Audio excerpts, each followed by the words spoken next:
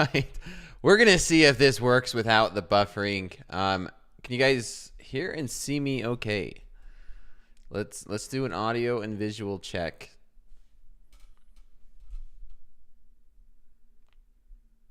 Pouring some moonshine. Audio is good. Audio is looking good. So I think that's what I might have to do this week is start the stream, just let it work out whatever bugs it has buffering in it for 1 or 2 minutes, and then start it. I think that's going to be best. All good. All good. My lips look really big. I told you, in a few weeks, you're probably going to see some bruises on my face since I've started getting back into boxing a lot more vigorously. Bought the dip. Now let this bad boy ride. So give me a few minutes. I'm going to get a couple things set up on my end. Let's see here. I think we are ready to go. All right, let's get started. Welcome everybody. Welcome to Slow Markets. I'm Coach Dakota, Coach DBA, as always in the YouTube chat. This is for educational purposes only. It is not a signals class. That's why I share that risk disclosure each and every night. Yeah, now let's get into this. This is the NASDAQ daily chart, and this is a beautiful example of why opinions do not matter in the markets. The markets do not care about what your opinion is. The market does not care about what my opinion is. And yeah, just another beautiful example. Yesterday at this time, the market was just selling off. We were down at 21,300s. It was looking like a very terrible day in the New York session. And I'm thinking to myself, wow, if the market's really thinking about the interest rates, or not the interest rates, the tariffs, I mean, this could be very bad for the market. And the market said, just watch this. We rallied all the way back up, and now we're approaching 21,000 with a mid 21,800s. We're hitting, we hit session highs. We reversed everything from last night. And yeah, here we are. That was nothing. Talk about buying the dip. Like, that was exactly what it was. And yeah, we recovered really nicely off that nice 21,400 level. That it was support a few times, but yeah, what will this market care about? Definitely not that. It's going to be interesting going forward when you have a president that can be volatile when it comes to some of the conversations and the tweets and things he might say. But yeah, here we were last night. We were in this area, and it was looking ugly for a moment. But sure enough, this market held. This market continues to hold. It's nice. It's a nice thing to see from a buyer. And yeah, it's buy the dip mentality. Obviously, it looks like we even had one right at the New York session open. Right where we opened up, and there was another buying the dip opportunity, and I think this is going to be the trend going forward. Now, I don't see a reason why this is going to stop, to be honest. Last night, I was thinking that was going to be the reason this trend, this buy the dip, and this market structure was going to break, and oh man, it did not. We are approaching this key level, though. This is a key level, this 21,900. This is what I was talking about before this major sell-off, right, yesterday. And yeah, you could see there was a lot of support and resistance in this zone, and I would not be surprised if we wake up tomorrow morning, and I am going to be on Fast Markets tomorrow morning. I will be on TopstepTV Fast Markets tomorrow morning, just so everybody knows, just a reminder. But yeah, I could see this market coming up to this zone, coming up to this level, 21,900. If I wake up tomorrow and the market's already up there, it's sometimes it sucks. I would like to wake up and the move not to happen. It seems like lately the market has been moving quite a bit overnight, and you could see it last night. We had a lot of moves last night, and tonight maybe it's going to be more of the same as we start to zoom in. I mean, even tonight we're up quite a bit tonight. You can see this was a major resistance, and it looks like during the New York session we closed at like these upper 700s, and then tonight at 5 p.m. Central we opened with a gap up, and it looks like we sold off. We closed that gap, and now we're right back above it. And I'm sure we could see this a lot better on a smaller time frame, right? Like the 5 minute on the 5 minute chart.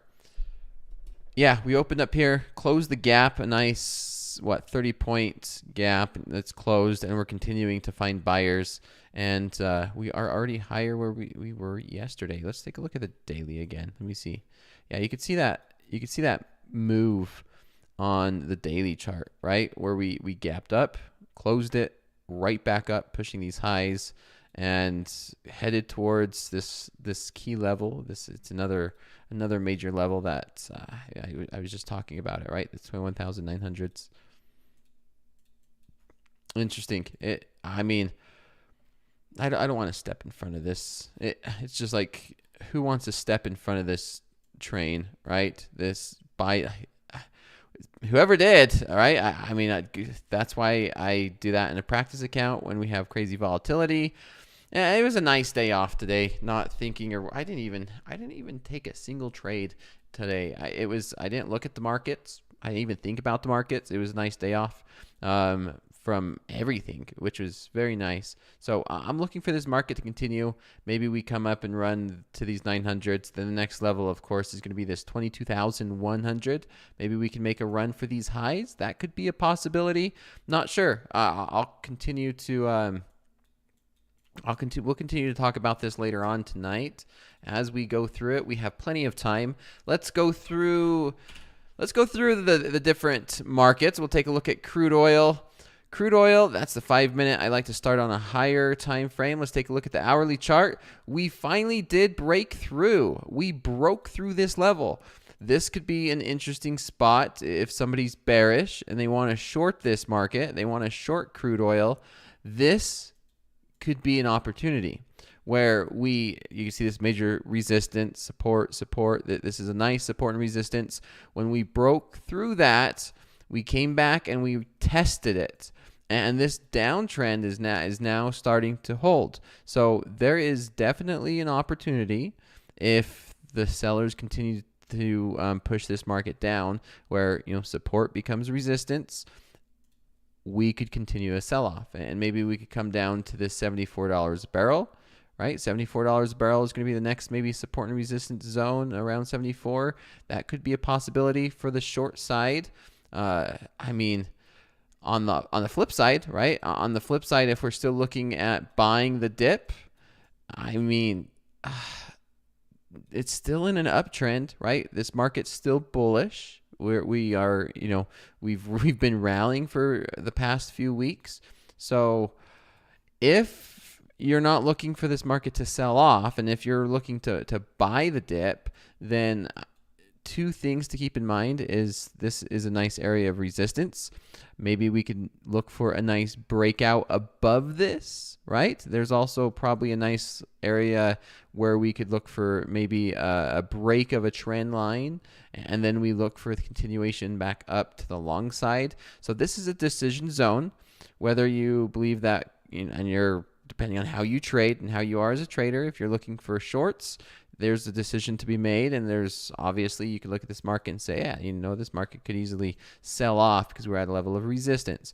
And then the trader could also look at this market and say, yeah, if we do start to break, then there's an opportunity to buy it. So it's kind of right in the middle, and I would be okay with both directions. Honestly, it's kind of like, which way does the market want to go? You pick a direction, and I'm going to jump in with the crude oil, and we're going to go. So it's going to be interesting to see. It's almost, to me, a coin flip when I look at this market. Anyway, let's take a look at Nikkei. Oh, wow. Okay. Same thing with the Nikkei. I was going to point out this on the daily. Take a look at this daily chart. I mean, this pattern continues to hold. This is something I was talking about. It's always interesting to see this, right? Where it's not an exact horizontal line, but yeah, maybe we go right back up to these 40,200s. Seems to be the trend here in the Nikkei, where we rally up to this resistance and we pull back down here. I've been kind of waiting to see if we can make a nice breakout and a run up to maybe some of these higher levels, maybe make a new all-time high. I don't know. That would be interesting. But yeah, equal highs, higher lows. There was a lot of consolidation for a week here in the Nikkei. Last night, it looked like we were going to sell off, just like the NASDAQ. But we rallied and we broke through these 39,000s, and it looks like we're just going straight up tonight. Let's see. Yeah, this is even tonight. Let's look. Where do we open up tonight? We open up probably right here. Tonight we're up 0.75%. 0.75%. I could see this market still going. And yeah, this was just another interesting market, interesting opportunity, and very bullish, very strong. There's a lot of buying momentum in here. There is one key point I want to make, and that's this over here on the left-hand side. Take a look at this. There is resistance there. And if we extend that out, I mean, it's became resistance again so far. Do I want to trade it? No, I don't want to, get into a short against all this momentum. Maybe if we could make a run up to this level, right? Maybe if there's a run up to this 39,800, there could be a possibility. But everyone who's ever traded or seen the Nikkei, they know the Nikkei can move. It really can. Like, look at some of these moves on the Nikkei, and they could be very, very volatile, very vicious. But we are at a level of resistance. That's probably why we're seeing some resistance here around this 39,700 level. The next one's probably going to be around 39,830s. It's going to be interesting to see. I'm going to watch this tonight. This is one that's on my watch list to see. Possibly maybe a short scalp if we get up to this upper level, or if we continue to consolidate. It's going to be interesting. Let's take a look at gold. We'll get to a few more questions and we'll review these markets. We'll talk more about these markets. Gold's continuing to break out, huh? Yeah, well, I mean, it looks like this is the all-time high in gold, correct, everybody? Is this these 2820s? But yeah, the trend is your friend here in gold. It's continuing to be the same, just like the NASDAQ. It's buy the dip.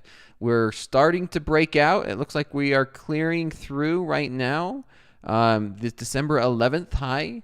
We're clearing through this level. I think the next run, there's some resistance right here around 2780s.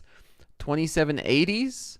And then again, maybe around this zone around 2795, 2780 even, the lower 2780, and then mid to upper 90s. And then all-time high, that could be possible. This market is just higher lows and higher highs continue to play here in gold. Let's zoom into an hourly chart. Let's see. Yeah, just kind of a bullish flag, right? Just a bullish flag where we consolidated, we broke out, and then we look for that continuation. Simple, straightforward.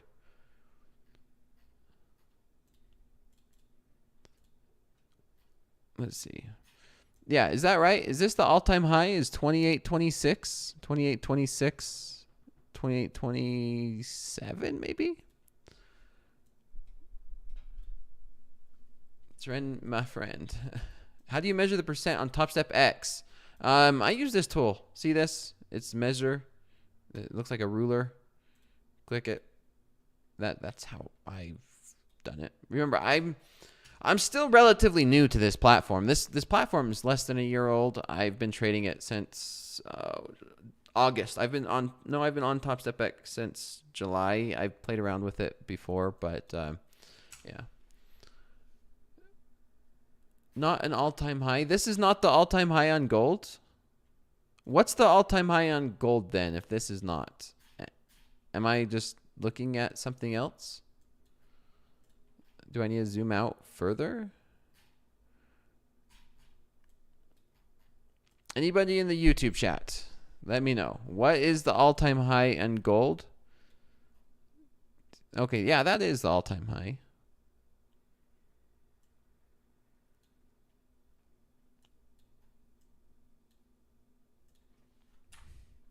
Looking, Coach Hoop. I think that is. I think this is. 28, 26 is up right around there. That is the all-time high. Okay. But we are breaking highs of the year. This is the highest it's been this year, right? What's a healthy amount of accounts on Topstep, Murray? One. Despite what everyone says, Topstep never pushes and forces trader. Like, Topstep does not, at least from what I see and what I know and what I've been here at Topstep, never pressuring traders to buy combines. We never. I've never heard it, never seen it. I never will tell anybody to trade 5 combines. You have to be trading 5. I mean, if you can't do it in one, if you can't do it in a single 50K smallest, I mean, that's enough, right? If you're learning how to trade, you should be able to do it consistently in one 50K cheapest. You don't have to fork up a whole lot of money, right? And no sense of copying, no sense of going for it if you're learning how to trade and you're trying to become consistent. So anybody else that says otherwise is complete full of crap. That's for sure. Do you like the tick chart over mins, James? I like the 100 tick chart. DA, I did go over crude oil, right? This is the advantage, everybody. If you guys missed it, if you're tuning in late, rewatch it. I do a rapid fire the first 10 to 15 minutes of class. And yeah, if you miss it, just rewatch it. I do go over these markets throughout the end of class. But what I do not like to do is after I review a market, someone joins a little bit late and then they want me to review it again. It's harder for me to do, right? Because yeah, I don't want to say it's a waste of time, but just please understand. I've said it a few times, and it needs to be stressed. It's not fair for everybody else that showed up early, right? Everyone that shows up on time, they don't want to rehear the same stuff over and over again. How about the Netflix, man? Did I miss something? Did Netflix have earnings?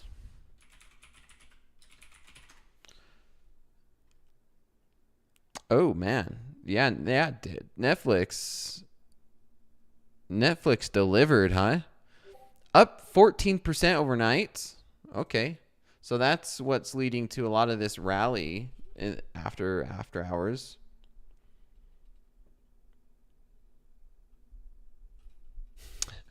Yeah, bring it. What happened? It looks like earnings, right?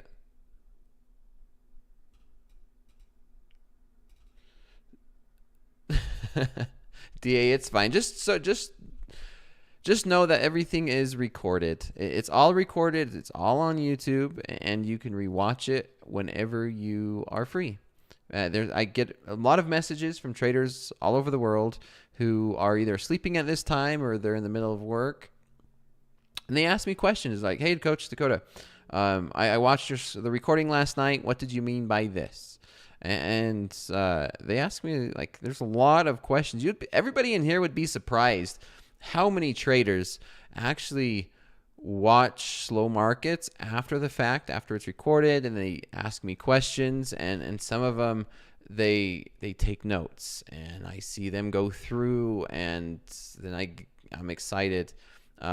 I'm excited to see some of them go through and pass and take the notes and go through all of that is a nice thing to see. It's the main reason why I enjoy doing this is receiving those what do we call them, warm-hearted messages. Are they really increasing prices? They already added ads. I'm not sure what are you talking about, World Sushi. Are you referring to Netflix? Let's take a look. What's Bitcoin doing? Are we up or down 10% today? It looks like we're up 10%, huh? Let's see. I mean, look at this. It was a 7% sell-off, followed by a 10% rally, followed by what, a 10% sell-off, right? 9% sell-off, and then now we followed by a 7% rally. This is insane. I still have no opinion on Bitcoin. Regardless, it's not something I trade, and it's not something I'm interested. You guys know I pull it up quite often. I talk about Bitcoin. I try and make sense of it from a technical perspective, but it's a whole new beast in and of itself.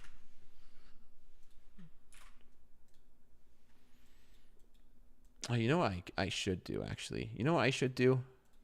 What I need to do, this is probably the smart move right here, is I'm gonna hop over to the NASDAQ. I'm gonna jump into a fight or like a 1 minute chart or something, and what I need to do is I need to go ahead and just buy one. Just what I need to do is just buy one here on the NASDAQ. And then I need to hurry and just close it for like 1 point so that my P&L is green. And then we don't get all the trolls saying that my P&L is red on a practice account. That's what we need to do.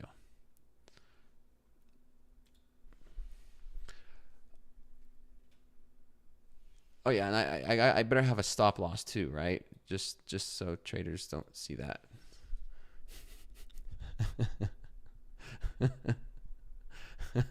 You guys got that. Now watch this be the top tick and we sell off and I lose.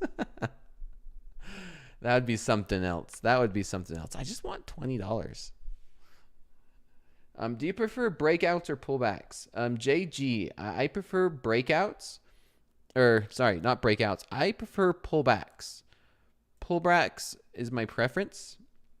And breakouts, even though they are more probable, they're more likely, I do prefer pullbacks.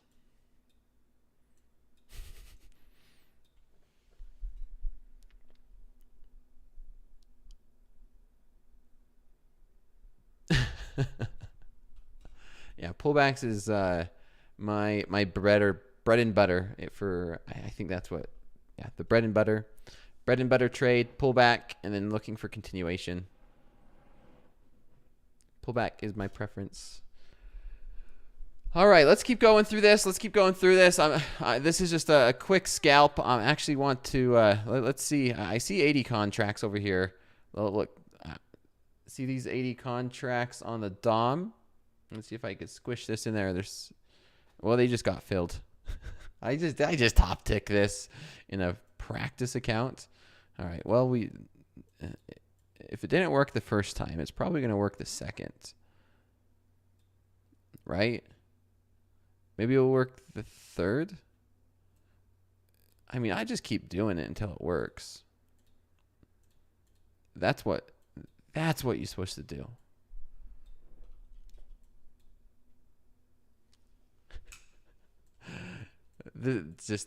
Just let this work, okay? Let it work.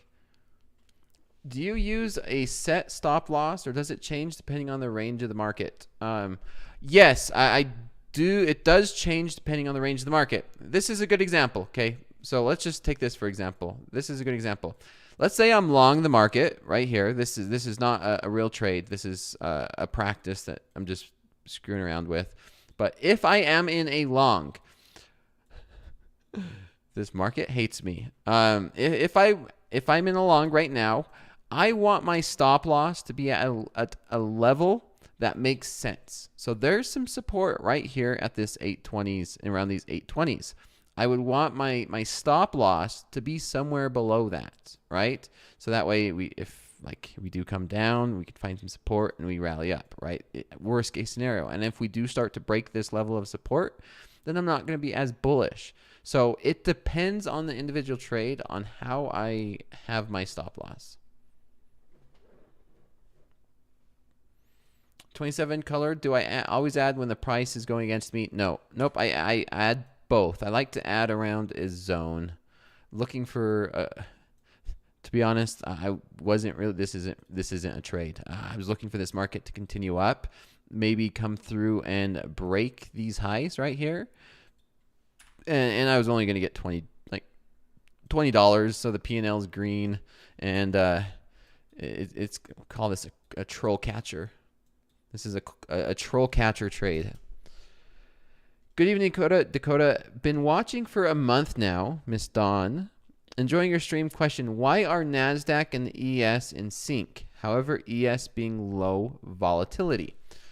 That is a great question. I don't get a lot of good questions like that very often. But if we pull up the ES and the NASDAQ, right? These are both equity markets. We could pull it up on, say, like an hourly chart. Let's do this on the hourly chart. And we pull up the NASDAQ on the hourly chart. And when you say in sync, I'm just going to say like they are typically correlated, right? They are typically correlated, which, you know, if one market rallies, typically the other one rallies. They're not 100% correlated, meaning they won't follow each other exactly the same. There can be a little bit of differences, but they're both equity markets. They have similar companies in them, right? And if the United States equities and the U.S. markets are going up, typically they both go up. And the reason, one of the main reasons why the NASDAQ is a lot more volatile, a lot more crazy than the ES is if you look at this DOM, right? This is how many buyers and sellers on the bid and the ask. The NASDAQ has just ones and twos, and it's very, we call it thin, right? It's very thin. But then if we take a look at, say, the ES's DOM, right? The depth of market. Let's take a look at the ES. It's going to be a lot different. Do you see how it's double digits, right? 20s, 30s, 50s. It takes a lot more buyers and sellers to move this market, and you don't get as crazy moves, right? So I hope that makes sense. It's a lot of new traders do not understand that. Traders who's been around is going to be like, you know, you guys talk about it all the time, but you know what? Simplicity, going back to the basics, can be just as important. So it's understanding that, and that's why I do make that suggestion to a lot of traders. Is sometimes, if you think about it, and this is why I had that whole conversation. When was it? Feels like it was last week. About why new traders, I recommend the ES. New traders, I would recommend trading on the ES because it's a lot less crazy and there's not as many spontaneous moves, right? And it'd be a lot easier in terms of not having it run your stops and not getting these 20-point moves without expectations. Yeah, the difference in liquidity is dramatic, right? It's 10 times as much, right? The NASDAQ's 1s, 2s, and 3s right now. The ES is 10s, 20s, and 30s. Do I ever use my college degree? No. Have I? Yeah, I have never used my college degree. Has it came in handy? The education has. The piece of paper? No. The piece of paper has not done anything to me. It's kind of all it is like a piece of paper. Like, yeah, I'm certified, right? It's more about the knowledge. The knowledge is a lot more important in what I learned, the experience, and you learn a lot in college.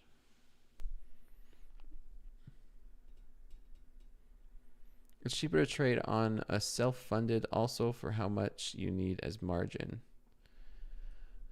Timmy313, I'm not sure exactly what you mean. It's cheaper to trade on a self-funded, also for how much you need as margin. If you explain that a little more, I might be able to. Maybe it's just a comment. Why am I not taking profits? I'm looking for this market to break through this. I'm going to, you know what? I'm going to close a couple off because this was kind of just to get the P&L in positive. See, it's easy. And then I take a screenshot and post it all over social media. What was the most important thing that you learned in your first couple of years trading that you utilize today? Good question.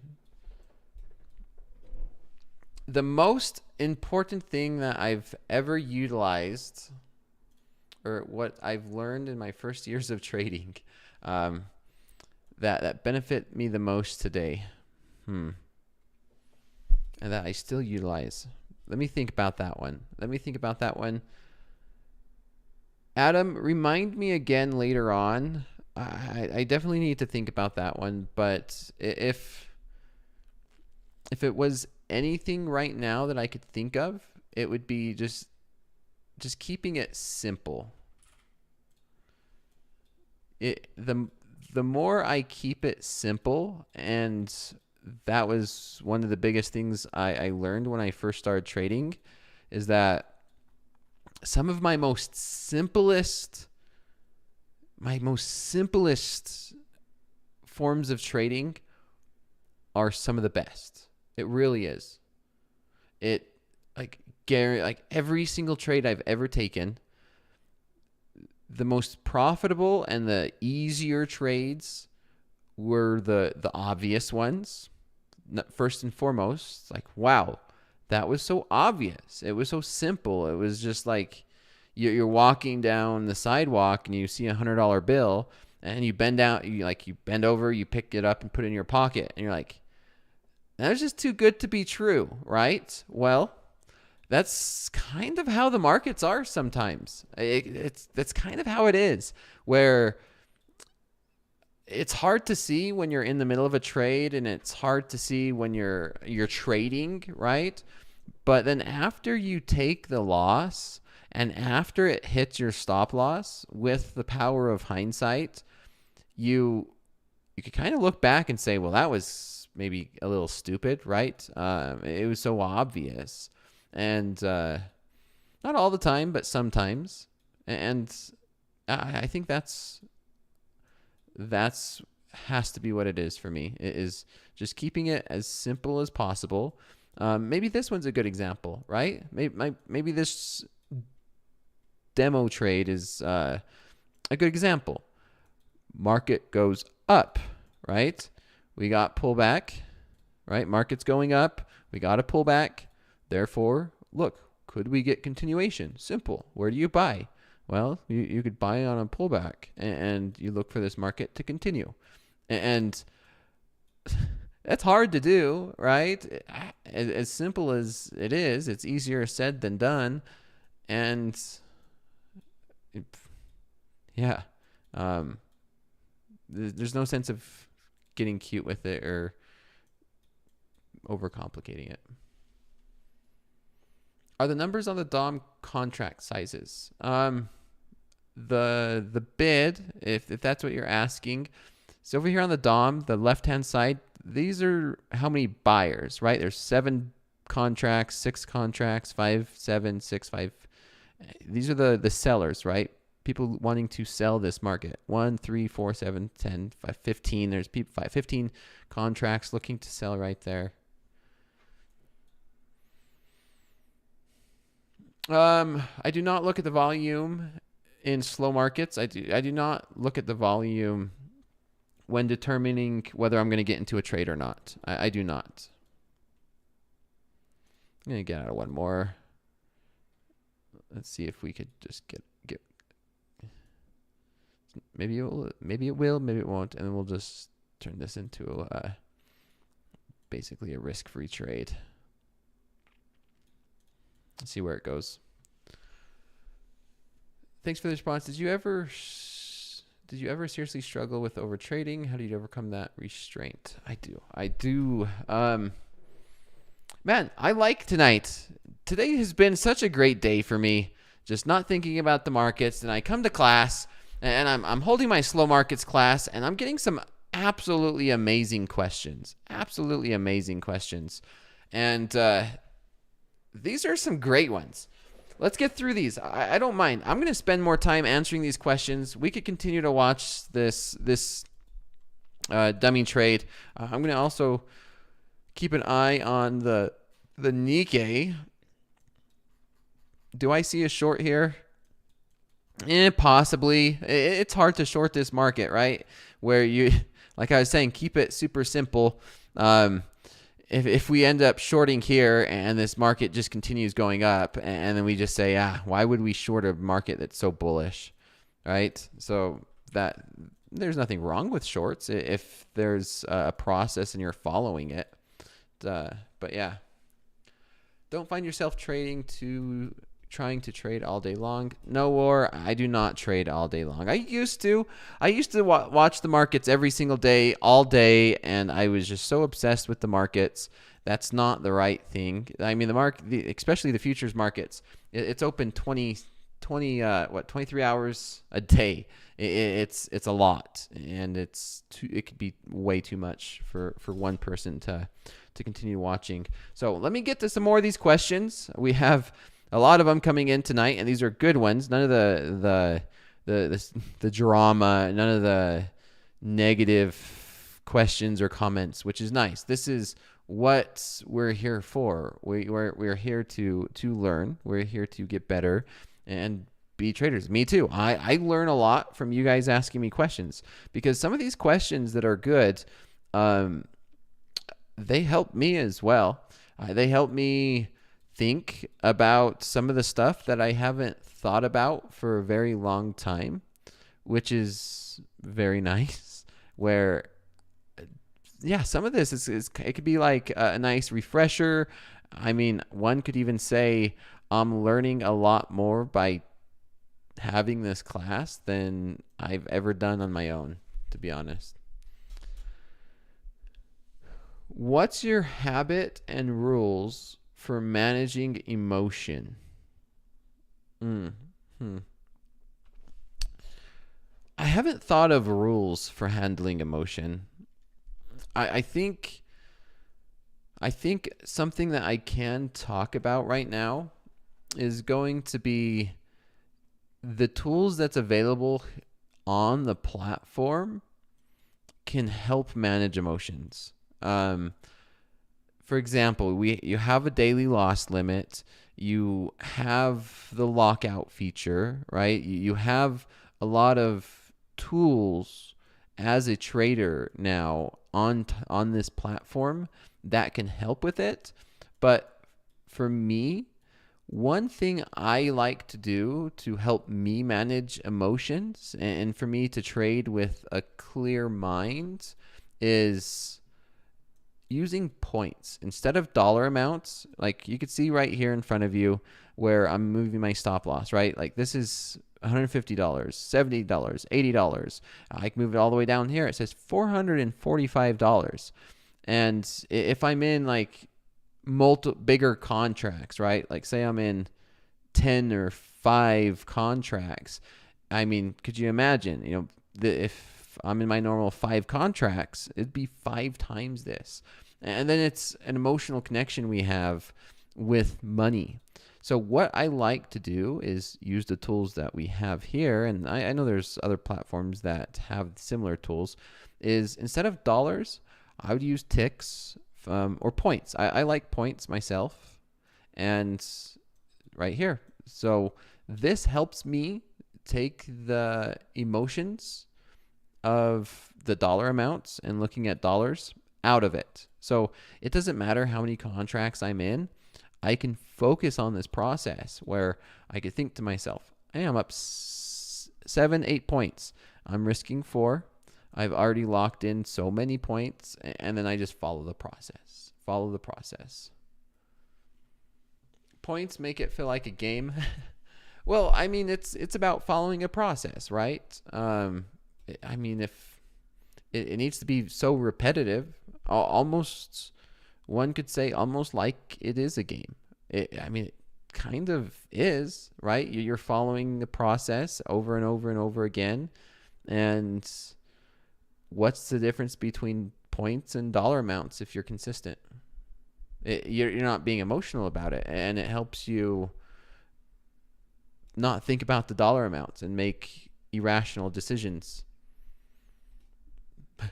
How many times in history, in human history, and in your own personal life have you made emotional decisions based off of money that you've later regretted? Answer that question, everybody. Everybody in the chat, answer that question. How many times have you made an emotional decision or a decision based off of money and later regretted it? I could tell you I do. I still do.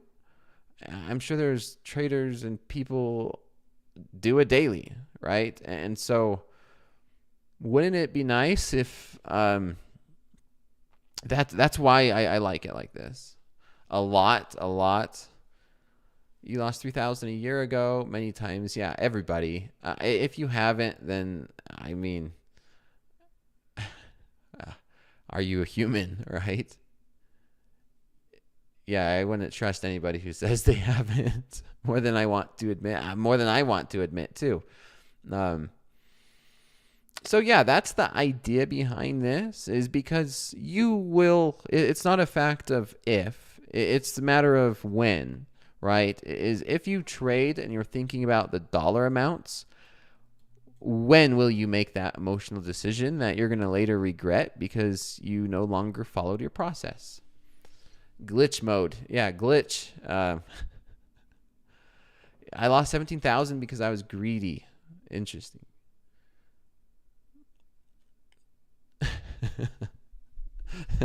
All right, let's get to, I have to start getting to some of these questions or else I'm not going to be able to get to them all. There's lots of them. Let's keep going through this.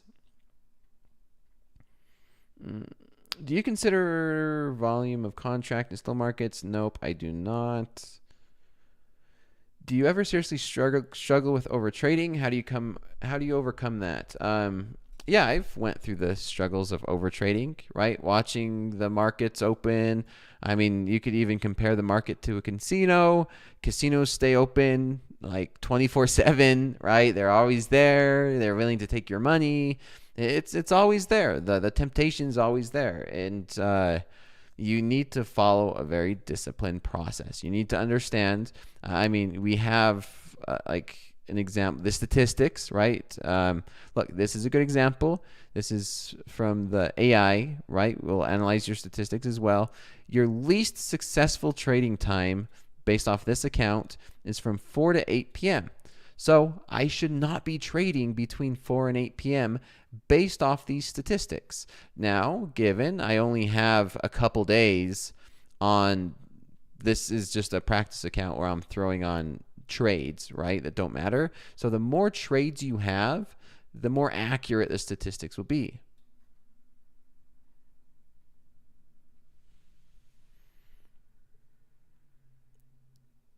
Yeah, that's correct. Do you ever fear that a red day is coming after a nice winning streak? I am on an 8-day winning streak, so I am starting to be more careful every day. You're always going to have a red day. You need to just not care whether it's a red day or a green day and just follow your process. Douglas PC. The AI will tell you when you're overtrading. Only you can know if you're overtrading, right? Is 3 trades small Like, is that a little bit or a lot for you? Is 5 trades a lot or a little bit to you? I know for me, 5 trades. 5 trades or less is perfect. If I trade more than 5 trades, then I'm at risk for over trading. I typically should not be placing more than 5 trades a day based off of my normal process.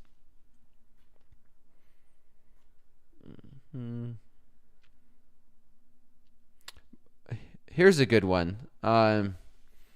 This is a unique question that I don't get very often. I don't think I've got this. I haven't had this question this year. Maybe earlier this spring I had a conversation with a friend regarding this. My biggest fear is that trading can change in the next 5 years and there is no more price action. Like, all strategies or technicals don't work. Can you tell me what I should do or think? That's an in-depth question. I don't know. What does chat think of that? I know, and maybe we could have that conversation with MP and Hoag and Eddie tomorrow. I think that's going to be really curious. I know it changes. It feels like every 6 months it changes, right? I mean, look at where we're at now. Trump coin, coin X, coin Z, coin Y, the like all these different meme coins that people are making and losing millions of dollars. It's you never know what's going to happen in the future, right? But the same thing back when, if anybody has done research, right, and knows their history, they know the tulip, right? Everyone knows the tulip story that's been in trading for a very long time, where they were trading tulips, and this is before like a phone, for electronics in general, and that is not very different from what we're doing now, right? Someone finds something, people buy it, and because people are interested, and it's been like that since history, I don't imagine it's going to that the core structure is going to change, right? Buyers and sellers, fear, greed, where people find value, what people believe have value. People are only willing to pay what they think it's worth, and so forth. But I think that we're going to continue to see that transition. I know Hoag, Eddie, and MP talks about it a lot. They talked about the transition from the trading floor and what they did on the trading floor, and then transitioning to electronic trading, right? And the trading floor is no longer there, and everybody who worked in the trading floor had to retire, find a different job, or learn how to trade on their computer. Here's what I think, everybody. This is purely my opinion. I think algorithms and computers might be more and more and more a part of trading, and there's going to be a lot less of an edge for, I don't know, maybe there's a future where the new trader are the coders that know how to code algorithms. And we could go through tons of, I've heard a lot of crazy conspiracy theories and this and that. I don't know. I hope it doesn't change. Trading bot battles. That would be fun, right, Douglas? We'll do our own trading bot and do a bracket.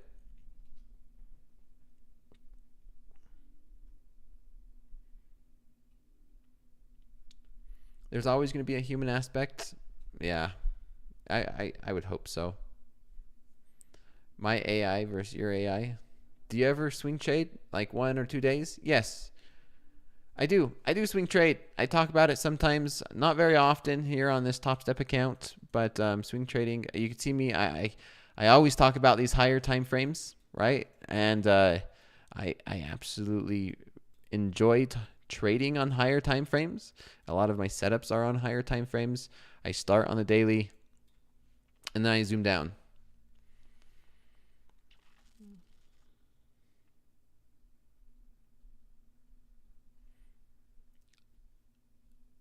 Dakota, when are we getting a payout video? What do you mean, Lido? What, I'm not sure what that means. When are we getting a payout video? How your opinion about full margin setup, because many mentors to quote it about these. I'm sorry, I don't know what you mean by that. You might have to rephrase it. You mentioned you're going to grow your TopStep Live account this year. Can you talk a bit about sizing up your trading size and the account balance grows to keep trading size proportional? Samsung, I will. Not today, though, because I am in a drawdown. I'm in a drawdown. Look, so let me go to, I'm going to close this one so I don't pay. No, that's not close. Close. There we go. Look, everybody, I made $300 tonight. If I go to my live account, I am in a drawdown. So if we go to the balance, so this is my live account balance, 330. And so my high watermark is I think it's 380.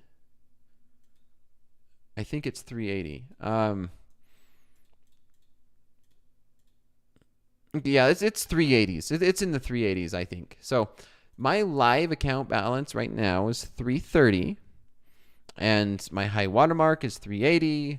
Over the past 3 weeks, it's been hovering around like 330 to 360 to 350, and just back and forth, right? It's not really been going just straight up, just like the markets. My equity curve, it's not straight up. If this was my equity curve, I am like somewhere in this mess, right? It's not a straight line. I'm hopefully somewhere in this mess, and maybe we start to recover maybe I start to recover my equity, hopefully sooner, and the drawdown's not any much deeper. But yeah, I don't.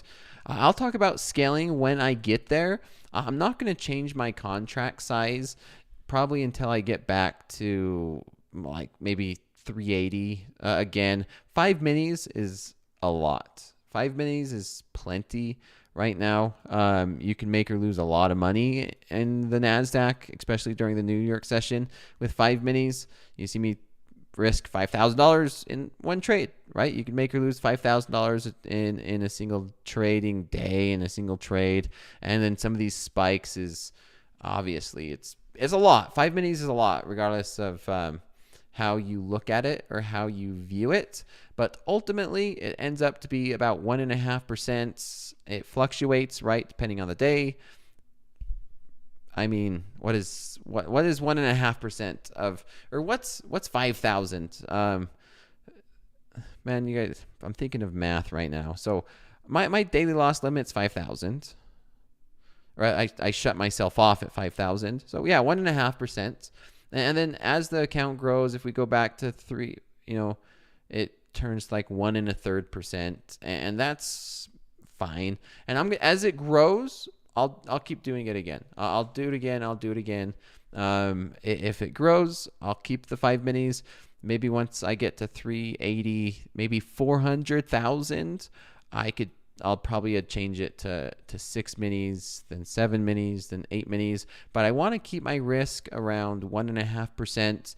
And then if it keeps going, and if I keep growing this account, then to be honest, I'll even drop it down to, instead of risking 1.5% a day, I'll risk like 0.75% a day. And I'll continue, the bigger the account, the smaller the percentage of risk. For this example, 27 color 5 minis is my personal max. I could trade 15 if I wanted. I could probably call Mick or the risk management team, and they would open me up to 30 or maybe even 40 minis. But 5 minis is my personal max. Yeah, I was trading. Do you believe this or not? I was trading 30 minis with $150,000 account. Yeah, 30 minis in the Nikkei even. That was scary, right?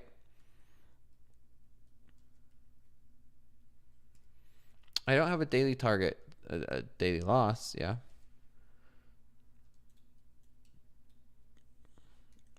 Toby, you watched me do it. You were here. You remember that? How did the 30 minis work out for you? Really good. I mean, there's a reason why I took 186 payout. It worked out. Yeah. It was more than just once, right? I've taken losses with 30 minis. I've had winners with 30 minis. It's just like you see. It's not any different. The process is exactly the same. The process is exactly the same. 1 mini versus 30. It is.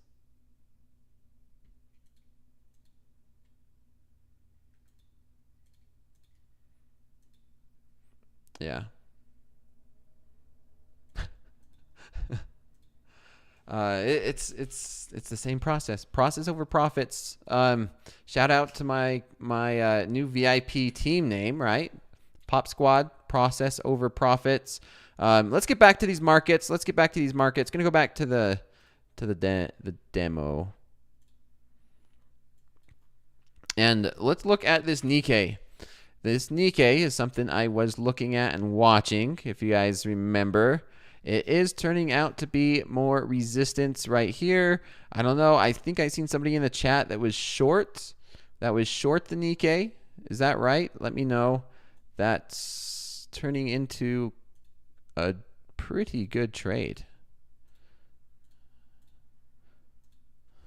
Yeah, Pop Squad. Yeah. Did anybody take this one?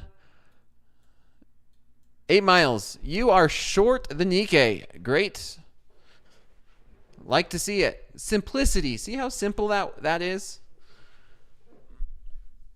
Draft is this Friday. Will they do it live? I'm Chauncey. I'm sure. I don't know. I'm excited for it. I really am. Going through some of these. There's a lot of questions tonight.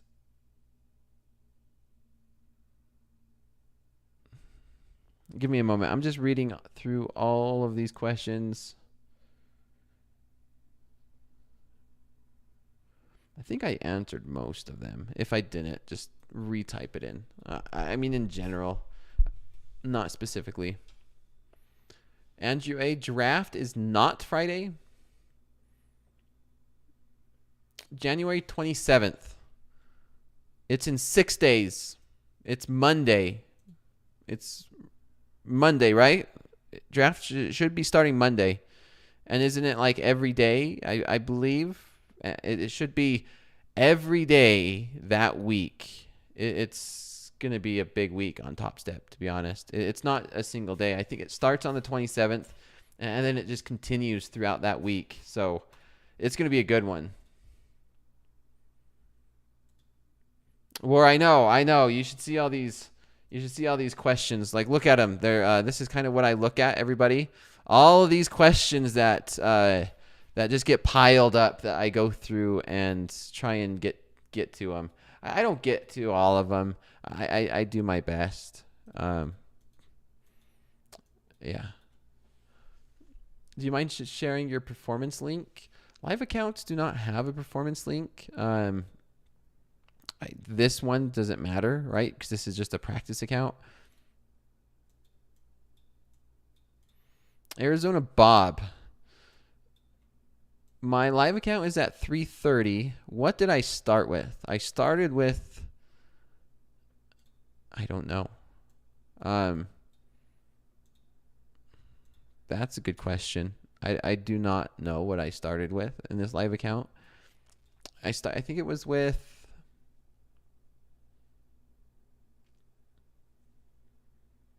I think I started with just over 100,000. And then I traded it. And then I was also trading XFAs. Because at the time, earlier last year, you could have a live account and you could have 5 XFAs. So I started trading XFAs when I switched over this platform. And I had my XFAs traded to, transferred to live. and I think it was 100,000. Maybe it was 120. I don't know. It was somewhere right there. And so I traded my live account, but then I was also trading XFAs, and then I had the XFA balances, transferred over to my live again, and yeah, so it was like two rounds of transfers from XFA to the live account, right? And so I don't know the exact number of how much was transferred versus the live. I think it was pretty close to 300,000 though. Maybe a little bit less than 300,000 was from those transfers. Yeah, this isn't all from live trading. I went through that. I mean,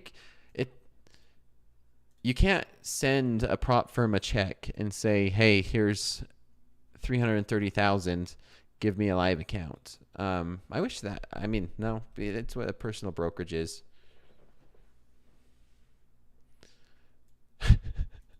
Jonathan, I get treated just like everybody else. Okay, I get treated just like everybody else here at Topstep. I am purely a trader and a coach.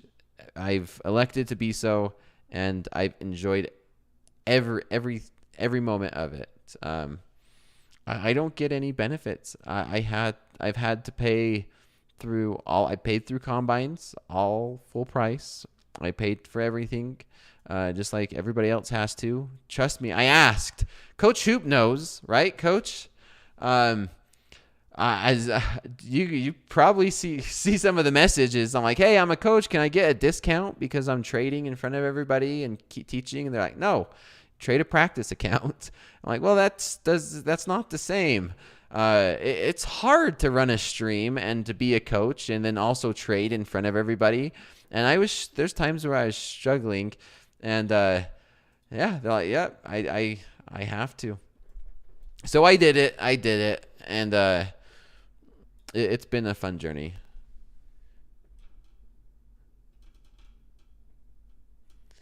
We know you follow. Yeah, I wish there was. Hey, if there was a rule that I didn't have to follow, I won't follow it. I would tell them to. I'd tell everybody.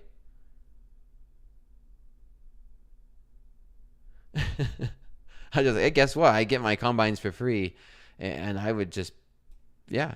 If I did, I would tell it as it is. Showing everything, 100% transparent. Trust me, there's times where I wish Topstep didn't share my P&L for the day.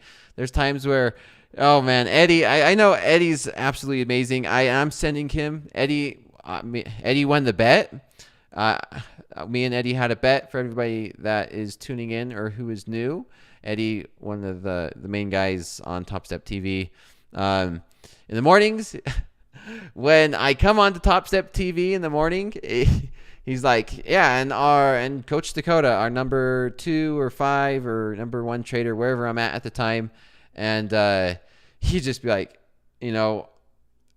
coming off his daily loss limit or daily loss limit 2 days in a row, or he'll say it, and I'm like, "Come on, man." But that is being transparent, and sometimes being transparent is not fun.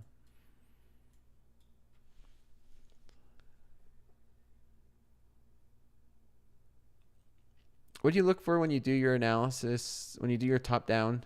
I kind of go through it each and every time when I start the stream. A lot of my top down analysis, you can kind of rewatch the slow markets, and you kind of go through and see what I look for. So like, here's the NASDAQ, for example. I'm going to expand it so everybody could see. But I always start on the daily chart. So brief summary, going into the last part of the class, brief summary. So everybody knows, new, I need to make recordings here soon. I've been saying that. I've been procrastinating. It's been like the last of my to-do list. I always start on the daily chart. The daily chart, there's only one candle every single day, so you don't have to check it so many times. I start on the daily chart. I do my analysis. It's basic technical analysis, right? I'm looking for support and resistance. I'm looking for some type of candlestick pattern. I'm looking for the same technical analysis that you can see, higher highs, higher lows. I mean, everyone knows this. I was looking at this for quite a while, right? This trend line where we're making higher lows. And I do my analysis on the daily chart, right? And I'm saying, okay, there's a high right here. This is just an example. It looks like we have some supports here around this 21,300 level. And then I'll zoom into a 1 hour chart, and I basically do the same thing. I'm able to adjust it, right? Fine tune it, because as you zoom in, you could see more of the details. You can say, okay, well, this is that high, so maybe I want to adjust it a little bit, be a little bit more accurate. And there's also one right here around this 21, like this zone, and it looks like this is where we gapped up. Do I need this one? No, I don't. I don't need to have that one right there. I'll just kind of go through and do the same analysis that I did on the daily chart. And I can say, okay, this is starting to look pretty good. I mean, you could even see that there's some resistance there. And if we keep on rallying, maybe we could make a run up to this 22,000. So it's kind of like a rough draft, right? And then the next thing I'll do is do the exact same thing. Instead of a 1 hour chart, I'll zoom into a 5-minute chart. And I'll do the same thing. I'll say, okay, well, these are some major levels. Where are we at? Is there anything different that I might need to be aware of? Are these accurate? Do I need to adjust them? Are there any other ones? I'm starting to see there's this one right here. It's more of a zone, right? You can see there's a little bit of support around this zone from today during the New York session where there's a double bottom, it looks like. And so I'll continue to do that. And then I could come to a conclusion, say, okay, what's my game plan for today? I'll look at these levels. And that's what I do every single night before I go to bed. I'll do it on the NASDAQ. I'll do it on, crude oil. I'll do it on the Nikkei. I'll do it on gold. And I'll do it on these different markets. So that way, and it's very boring. It's very repetitive. And it's the same thing every single time, over and over and over again. And there is some discretion. Man, who is short the Nikkei? It is paying off for you very nicely. Those shorts are getting paid tonight on the Nikkei. Mr. Battle, no, I did not set up those hotkeys. Man, I elected not to go with hotkeys.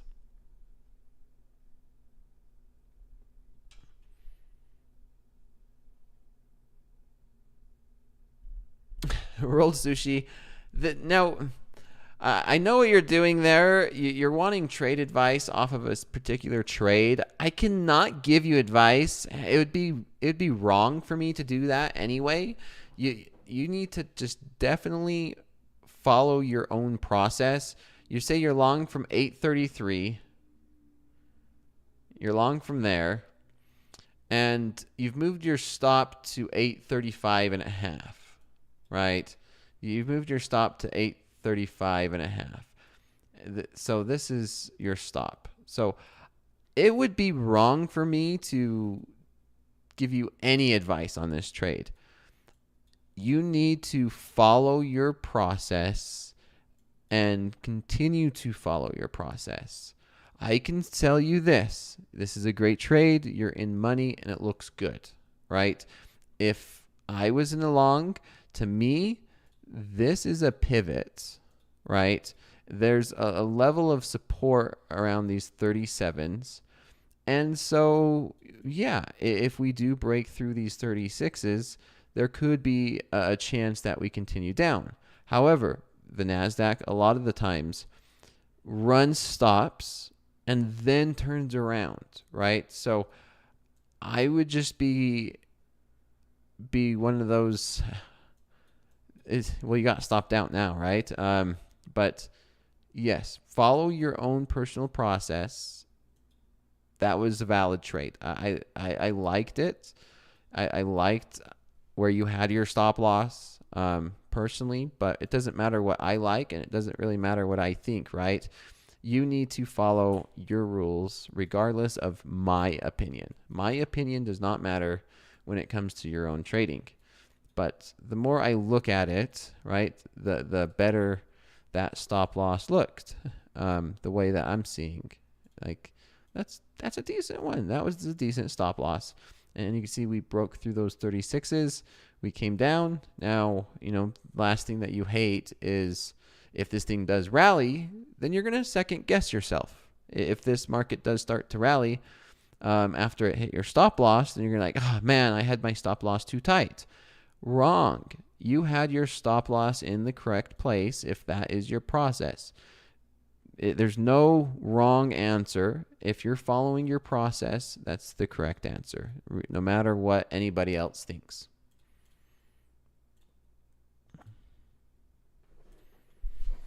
Oh man. Yeah. Hey, a winning trade's a winning trade. Profit's profit. Like Saint says.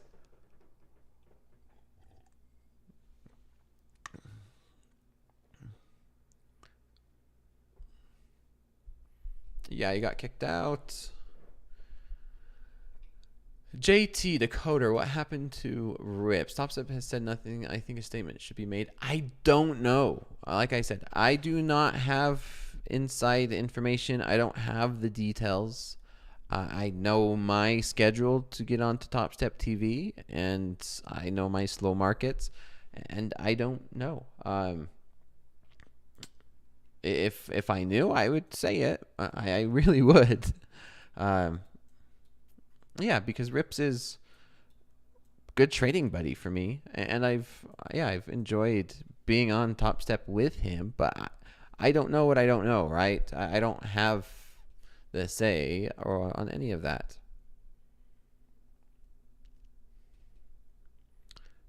What is your strategy? Risk management, P-Trader, Pete.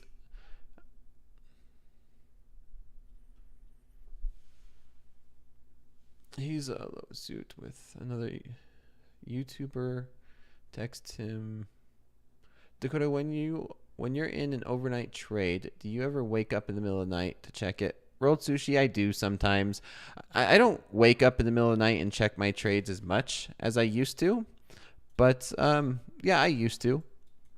It actually used to get to my sleep. It used to interrupt my sleep. It does not interrupt my sleep anymore. Pablo Picasso, hi, can you share your year-to-date gains on your live? You're talking about over the past 21 days? It has interrupted your sleep? Trading with other leaderboard traders like Nick, Jerome, Mo, all have different styles. Do you feel it is the fact that they can take a loss, limit loss, success? Yeah, I will tell you this for a fact, Rupert, that's true, is traders like Nick, Jerome, Mo, and some of the ones that you see on the leaderboard, and some of the ones that I talk to outside of Topstep. And now, I don't want to limit this just to Topstep, okay? Topstep is a very small sample size compared to traders around the world and traders in general.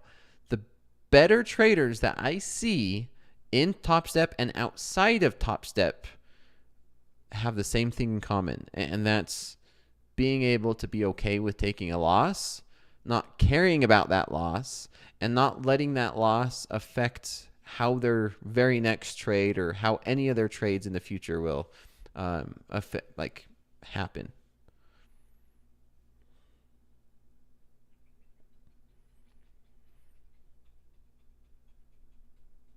The best loser wins is the correct topic.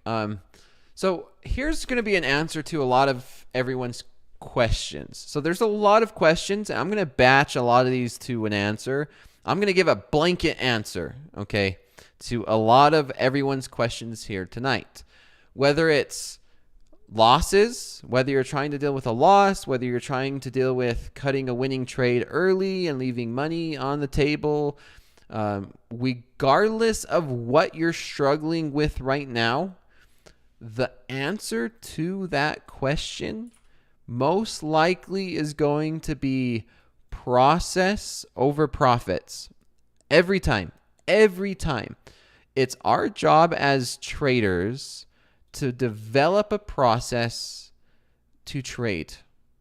We need to develop the process from scratch, whether it's your routine to wake up in the morning, what you eat, what you do before you trade, what you do after you trade, what you do to review, what you do to analyze the market, what you do to help your mental, your psychology, and develop a process for everything. Make it repeatable, make it measurable. And once you do that, the answer to all your guys' questions that you are asking tonight is just follow your process. It's not complicated. There's no secret. Like, where should my stop loss be? Wherever your process tells you you should be putting it. And that's based off of how you are as a trader, right? And do you think it's wrong, right? Are you consistent? Is it profitable? If the answer is no, then maybe you could adjust it. If the answer is yes, then, I mean, you just answered your own question. You should be able to answer your own question by doing that. I know it's weird to say, and that might not be the answer you want, but if you have clearly defined rules, you should be able to follow that and answer your own question over and over and over again, and just help yourself, right? Like, was that the right stop loss? I mean, to one trader, having your stop loss here could be the correct answer. To another trader, having your stop loss there could be the wrong answer. Even though they say a trader bought the market here, one trader might have their stop loss here. One trader might have their stop loss here, here. And there's a million different ways to trade the same trade. And that's why I say, if I had all 1,300 traders in this chat and we all got into a long at the exact same price, we're going to have 1,300 different results. Like, everyone's going to be having different results, even if we all got in at the exact same time. Arizona Bob, Dakota, how do you keep your stats, your trades, manually, software, other? So I like to keep my statistics in my personal account. Like, in this account, obviously it's on the trader dashboard. On the Topstep account, you have the statistics page. In my personal account, the broker I use, they have all their statistics there. I mean, if you're trading, regardless of what platform it is, odds are it has a performance reports, a dashboard, some type of way to review your statistics. I like to export it in Excel, and then I could manipulate the data all I want in Excel. Excel is like amazing when it comes to any of the data or any of the stats that you want to look at or review.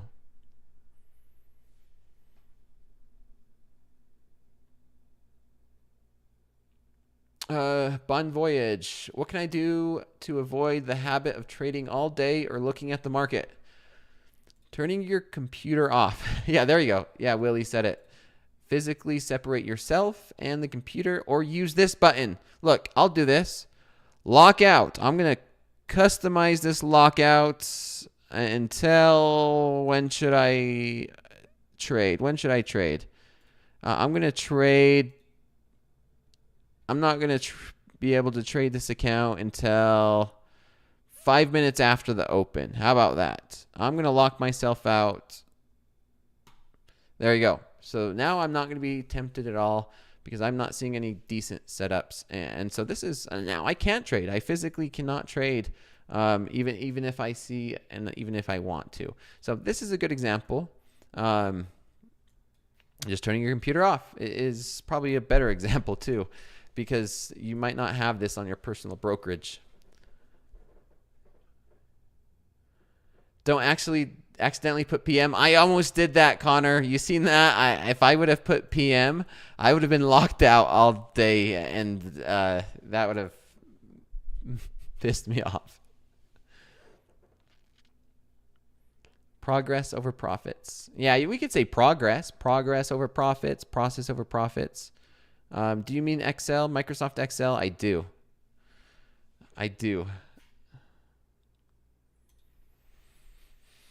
Dakota, do you consider for the future, or have you ever thought about changing your trading approach to use other more advanced tools to add confidence to your trade? I've looked at so many freaking tools in trading. I've always resort back to the basics. Always. Actually, you know what? Lately, more often than not, I'm going to be honest, I've been considering adding something like a VWAP to my chart, but I still can't find a way to do it.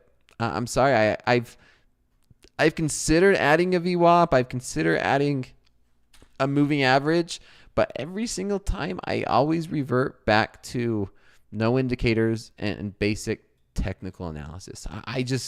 I've tried. I don't want to say I've tried it all because there's too much out there to say I've tried it all, but I've tried a lot. I've looked at a lot. I've studied a lot, Bollinger Bands. I've looked at, Fibonacci's, right? Fibonacci's, MACDs. I've looked at that. I've tried those.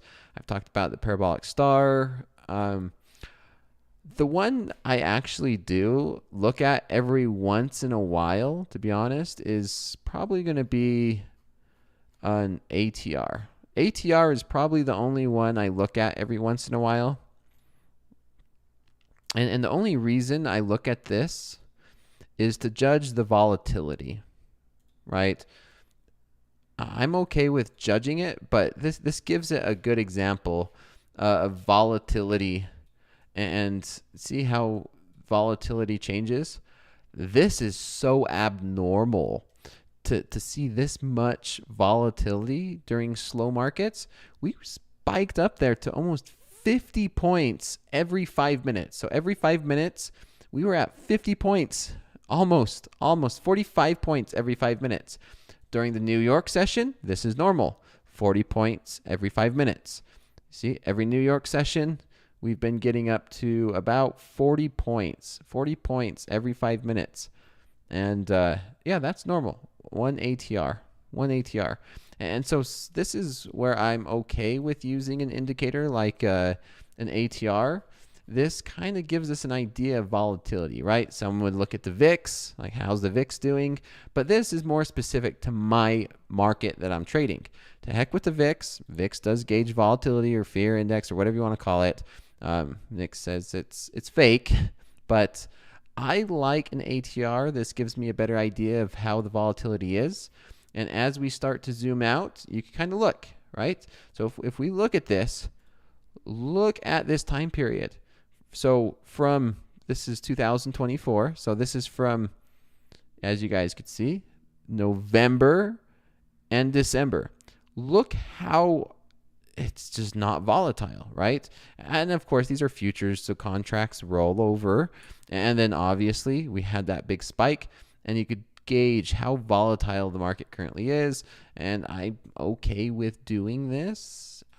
Does it help me get into a trade? It doesn't trigger me in, it doesn't trigger me out, but it gives me an idea of like, hey, what's a realistic expectations? Could I get, if I'm trading on the 5 minute chart, could I get 40 points? Well, last night, yeah, I could have maybe got 40 points because that was the average move every 5 minutes.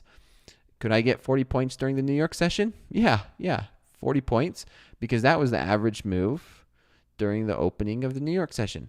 Can I get 40 points now? No. The odds of me getting 40 points now, very, very unlikely. I should be happy with 8 points. This is a slow markets. The markets are very slow, and I should be happy with getting 8 points. This gives me an idea of about how I should be looking at a take profit, right? Like, I should be happy with 8 points. So little things like that, sometimes I'll look at every once in a while to give me an idea of what my target should be, right?